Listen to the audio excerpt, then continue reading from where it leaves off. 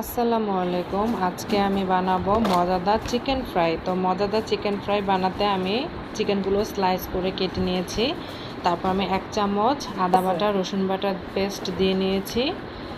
তারপর আমি তাতে 1 চামচ গরম মশলার গুঁড়া দিয়ে নিয়েছি। তারপর 2 টেবিল চামচের মতো দিয়ে নেব টমেটো সস।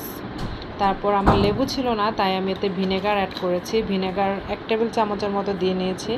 তারপর লাইট সয়া সস দিয়েছি 2 টেবিল চামচের মতো। তারপর ম্যাগি সস দিয়েছি 1 টেবিল চামচের মতো। তারপর দিয়েছি ফিশ সস 1 টেবিল চামচের মতো। তারপর ডিম দিয়ে নিয়েছি।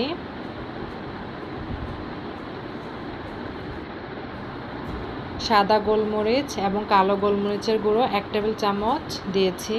1 টেবিল চামচ দিয়েছি মরিচের গুঁড়া। তারপর ভালোভাবে মেখে নেব। মাখার উপর কিন্তু চিকেন ফ্রাইয়ের স্বাদটা নির্ভর করে।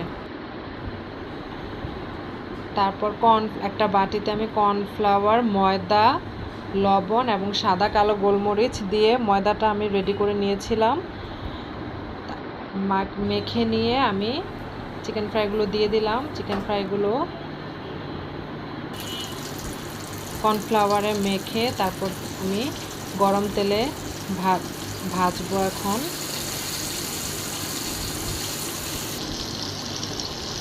তো যখন লাল লাল হবে তখন আমি চিকেনটা নামিয়ে নেব।